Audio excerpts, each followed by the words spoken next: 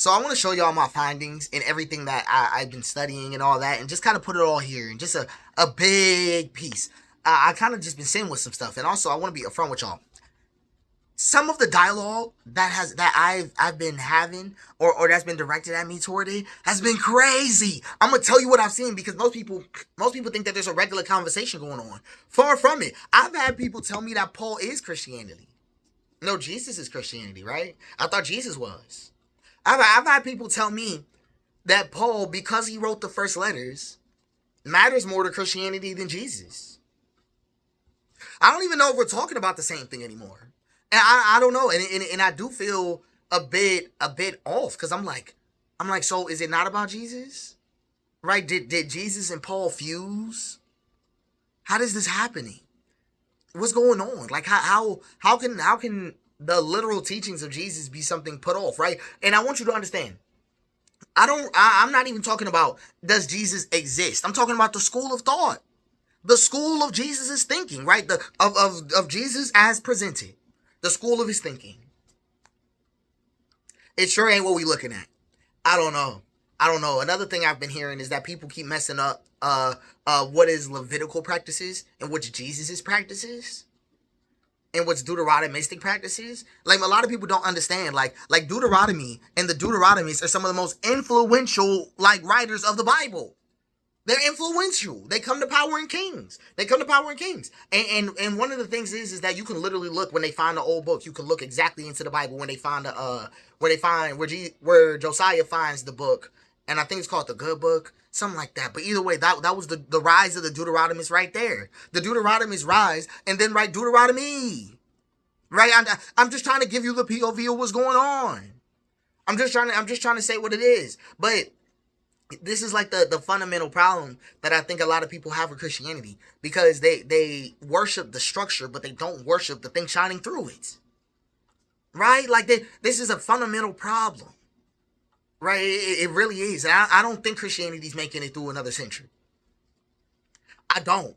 Right? I do have faith in Jesus' teachings being related to across time, but I do not think Christianity exists at all. Because a lot of people don't understand that the only thing maintaining Christianity's current, perspective, current sovereignty, is the fact that they've been allowing their entanglement with capitalism to backbone them, right?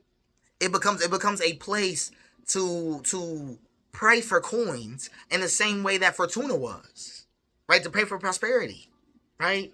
It's like a lottery system. So I just want to be able to give you some greater perspectives on some things. One thing that's deeply important to understand, is that Revelations and Jesus are not from the same time period. Jesus never read Revelation. He has no clue what you're talking about. He doesn't, right? Now, this is one of those things where it gets controversial for some people, because they're like, no, the Bible talks about a lamb, Passover lamb, not Levitical goat. John talks about gave, but it's like how God gave his spirit. This is the importance, right? Like when they talk about ransom, he's using important terminology relevant to the time, right? Using the language of the oppressor against them, right? It's a political thing. All of this was political, but I don't know where the Bible got depoliticized for y'all. I don't know where that happened. And I don't know, and I always thought we was all reading the same thing. And I guess that's how it always felt. I guess that's how it's feeling right now. I guess it always felt like we was all reading the same thing. But right now, when I look at it, I don't think so. A lot of people don't understand the context between schools of thought at all. They look at Matthew, Mark, Luke, and John as four people at a desk. Really, really do. They act like Hebrews wasn't anonymous. Right? But still carries worldview. And this is something that I wanted you to understand from all of the videos, all of the stuff, because I'm gonna go into things like Adam and Eve and things like Noah. We're gonna get into that. But the thing I wanted you to understand is that the way it really can't be this way. Right? Like Jesus said, follow his teachings. I'm lost on what we're talking about. People referencing the Old Testament, like Jesus didn't tear the veil that released all of them from the priestly structure. Right? That was the big achievement of Jesus. Him tearing the veil. If you don't know anything about the temple veil, it was a curtain. Curtain about as thick as a hand. right? And God was said to be concealed behind the curtain. And this is the temple veil Jesus is implying to have tore, right? Allowing unmediated access to God. Father and I are one. All of us live in that world, right? All of us live in that world. But that's the big achievement of Jesus. But now that we have that out the way, we can actually go into a greater aspect of this conversation. So let's go a little further, right?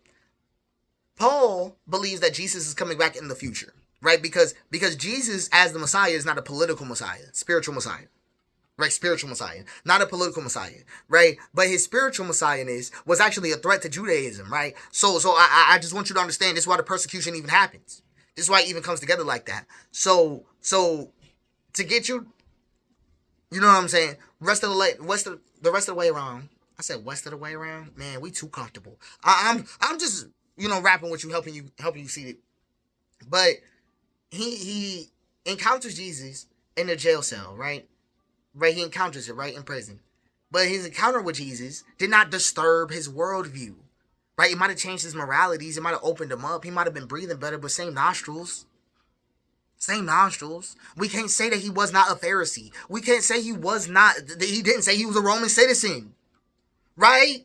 How can he talk about all of this and still be referenced like that? And people always say that Paul is time sensitive. If Paul is time sensitive, then don't use him universally. Don't use him universally. So it's one of those things where it's difficult to have going on. But I'm one of those people where I think that where this ends is not necessarily anywhere related to truth. I think it ends somewhere with me. And I think that I'm just more concerned about the Christianity Jesus actually spoke. Right? I think that's where I'm coming from with it. It doesn't feel like all of this Romanization, Augustine's sexual guilt system. You know how he grew up?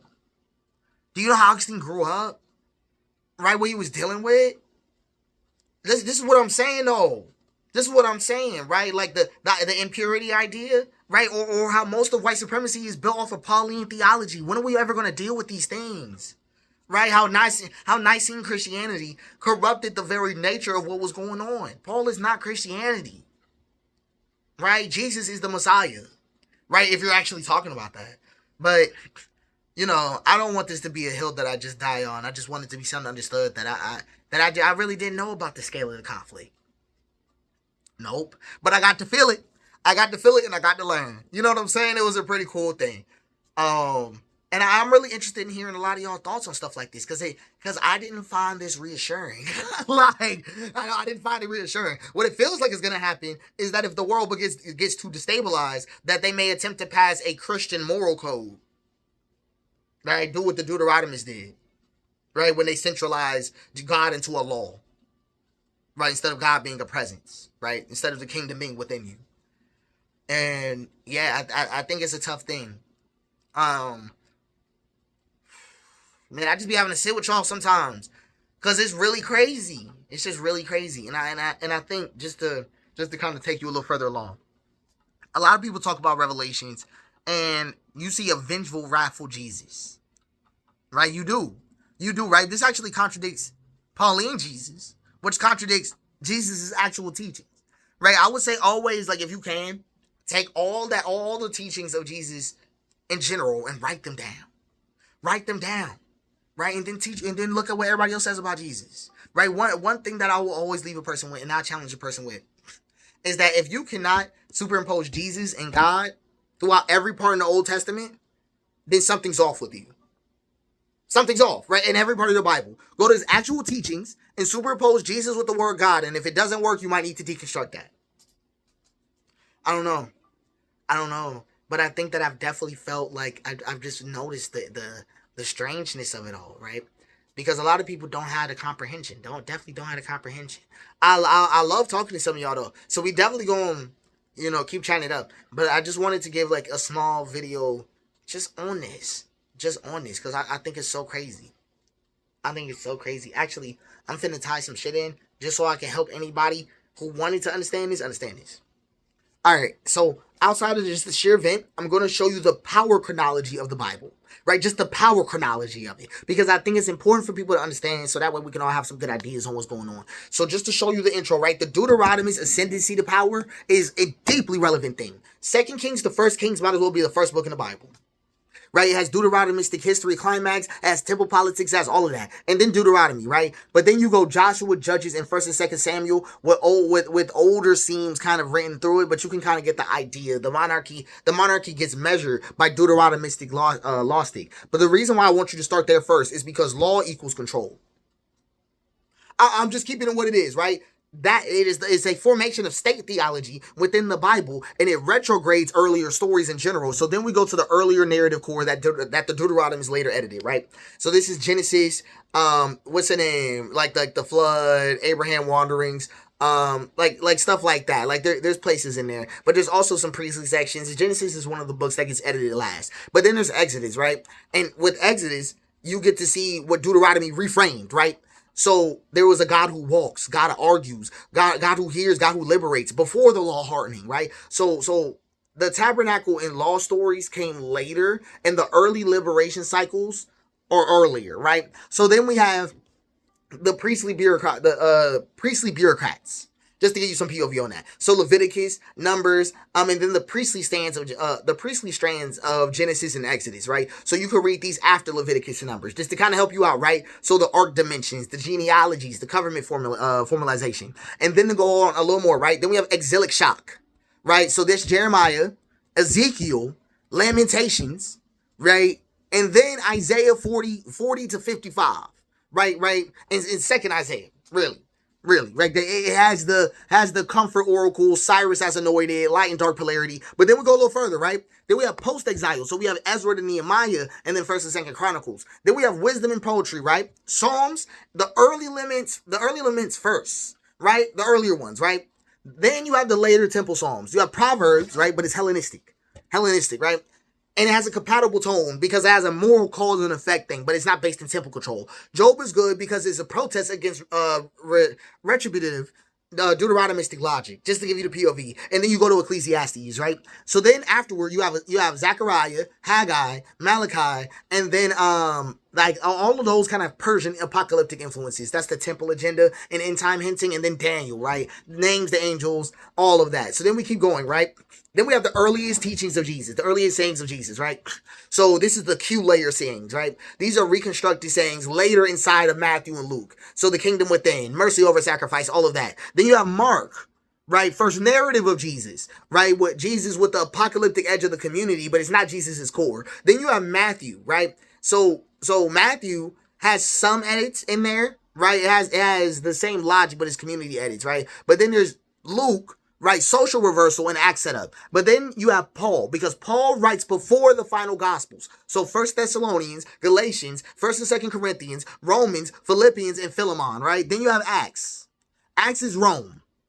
Right, is that mixture, right? It has order, it has miracle propaganda, it has a miracle propaganda arc. It's Paul centric. Then you have John, right? You have John, right? Which has the I am discourses and the metaphysical elevation.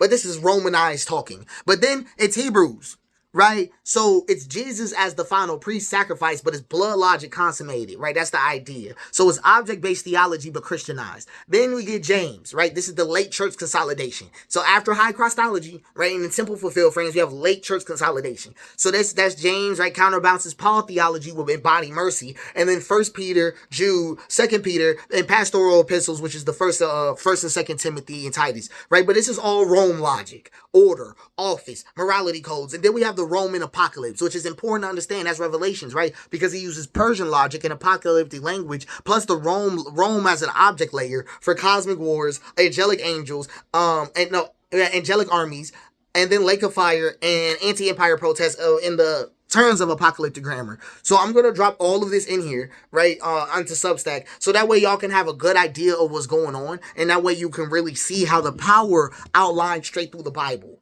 right? How you can really feel it. That way you can actually sit with those moments. Genesis is the book that I believe was edited last, though.